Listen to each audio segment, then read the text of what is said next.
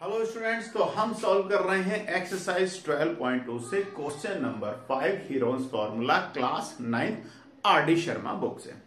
तो चलिए question number 5 को जरा देख लेते हैं।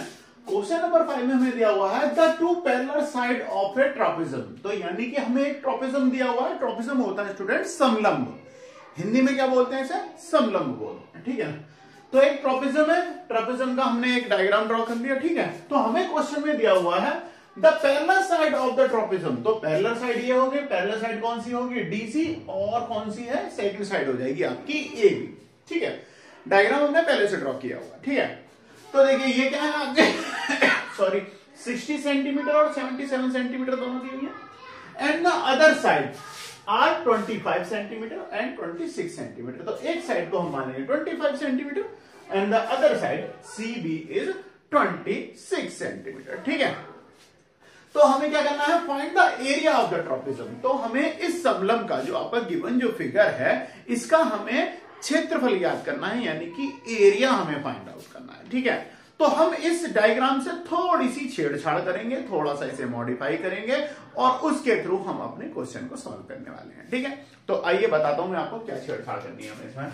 तो सबसे पहले क्या करेंगे स्टूडेंट्स, इसकी ये एडी जो है इसके पैरेलल साइड, आपको पता है एक हम ये इमेजिन, क्योंकि ये हमने अपने आप ड्रॉ करिए, ध्यान रखिएगा ये डायग्राम में आपको नहीं दी हुई है। तो हमने क्या करा, इसके पैरेलल ये कितनी है? ये 60 सेंटीमीटर। सबसे पहले तो हमें ये निकालना होगा कि हमें निकालना क्या है भाई। डीसी कितनी है आपकी? 60 सेंटीमीटर। और एबी कितनी है आपकी? एबी है आपकी 77 सेंटीमीटर। अगर आप एक बात बताइए, दो लाइनें में खींच लेता हूं, ये है और ये कितनी है? 60 सेंटीमीटर, ये है 70 सेंटीमीटर। अगर इसके इक्वल हम यहां लें तो हमें इसकी ये जो आपकी रिमेनिंग जो है एक्स की वैल्यू आप फाइंड आउट कर लोगे। कैसे करोगे? ये कितनी थी आपकी? 77 थी। अगर मैं 77 में से ये 60 माइनस कर दूं तो ये आपकी एक्स की वैल्यू क्या आ जाएगी? 17 सेंटीमीटर आ जाएगी, नहीं आ जाएगी? तो बिल्कुल हमने भी तो वही किया है। इसके अंदर आपको ए बी की वैल्यू दे रखी है 77 और दोनों पैरेलल साइड है, तो यहां से इनका दोनों का डिस्टेंस जो होगा वो बिल्कुल इक्वल होगा। तो हमने क्या करा, इसके पैरेलल जो है ए बी जो है आपकी ए बी, इसमें से डीसी हमने माइनस कर दी। ए बी में से अगर हमने डीसी माइनस कर दी तो इसका बीच का गैप जो है यहां से यहां तक की दूरी की है हमने एक क्या करा, एक इसके इस वाली साइड के यानी साइड ए बी के, अभी तक पैरेलल क्या दिया आपकी, हमने जो पैरेलल लाइन थी क्या थी? डीसी के पैरेलल दी है आपको क्या, सॉरी डीसी के पैरेलल दी हुई है आपको ए बी। अब हमने क्या करा, एडी के पैरेलल साइड कौन सी ले रहे हैं? एक इमेजिन कर लें, ये क्या है आपकी सीई, ये पैरेलल है। तो हमने क्या करा, 77 में से अगर हमने ये 60 सेंटीमीटर माइनस कर दी तो आपकी रिमेनिंग कितनी रहेगी? रिमेनिंग बीई रहेगी आपकी 70 सेंटीमीटर।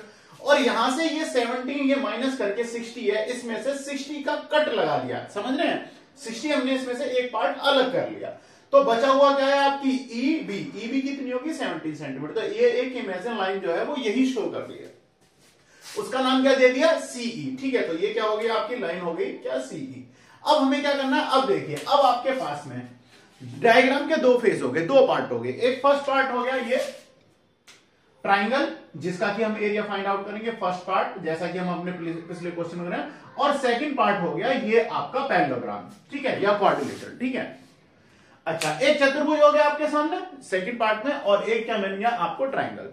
तो अगर मैं इस ट्रापेजम के लिए एरिया जो हमें फाइंड आउट करना है, अगर मैं ट्राइंगल सी ई बी इसका एरिया फाइंड आउट कर लूं, और ये जो आप इसे क्या कह सकते हैं? क्वाड्रिलेटरल भी बोल सकते हैं, ठीक है ना। और अगर मैं इसका आपका पैरेललोग्राम बोल दो या क्वाड्रिलेटरल जो भी है, ठीक है, अगर मैं इसका भी एरिया फाइंड आउट कर लूं और दोनों को सम कर दूं, दोनों को प्लस कर दूं, तो आपका एरिया क्या बन जाएगा? ट्रापेजम का एरिया बन जाएगा, समलंब का एरिया। तो बिल्कुल इसी तरीके से हम इसे सॉल्व करने वाले हैं, ठीक है। तो सबसे पहले मैं आपको बताता हूं, ये तो हो गया जी रबर। तो मैं रबर को साफ कर देता हूं। अब आपकी समझ में आ गया होगा कि हमें कैसे ये साइड्स निकालनी है, ठीक है ना। तो अब क्या करते हैं, सबसे पहले ट्रापेजम का एरिया का फॉर्मूला मैं आपको बता देता हूं क्या होता है, ठीक है ना। तो ट्रापेजम का एरिया का जो फॉर्मूला होता है वो क्या होता है? एरिया ऑफ ट्रापेजम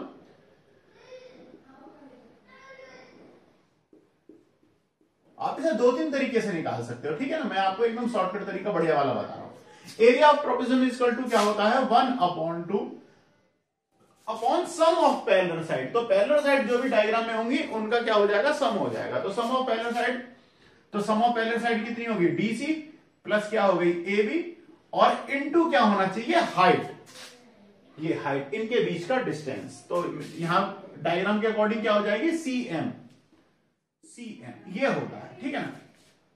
अब देखिए, क्योंकि मैंने आपको एक दूसरे तरीके से निकलवा रहा हूं तो आप उस तरीकों को भी देख लिए। हम क्या करेंगे, हम यहां पर दो डायग्राम के आपके अलग अलग पार्ट हो गए, पार्ट ए और पार्ट बी, यानी दो हो गए, दोनों का अलग अलग एरिया फाइंड आउट करेंगे और उसे हम क्या कर देंगे, सम कर देंगे। तो स्टूडेंट सबसे पहले क्या कर रहे हैं, हम एरिया जो फाइंड आउट कर रहे हैं, तो यहां पर क्या कर रहा हूं, एक तो ये हो गया आपका, ठीक है ना, और सेकंड हम किस तरीके से निकाल सकते हैं, area of trapezium, area of trapezium is equal to sum of या एरिया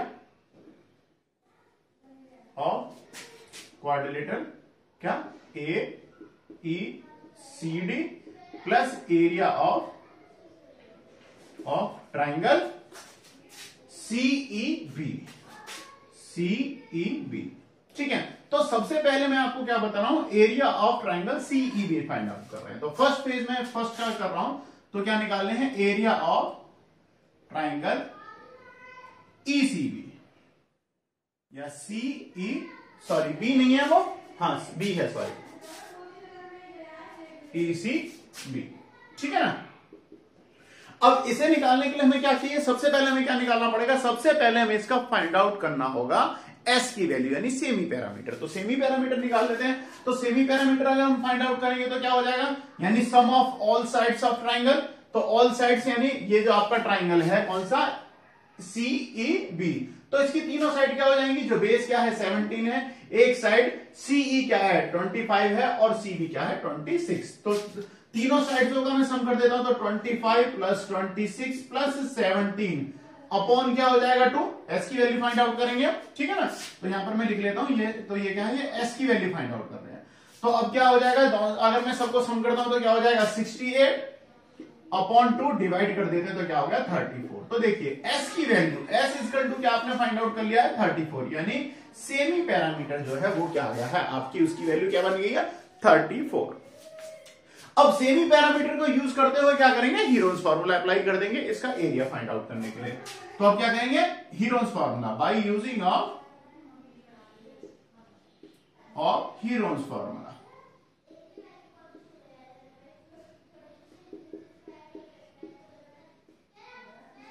ठीक है। तो हीरोन्स फार्मूला जब आप निकालोगे क्या हो जाता है,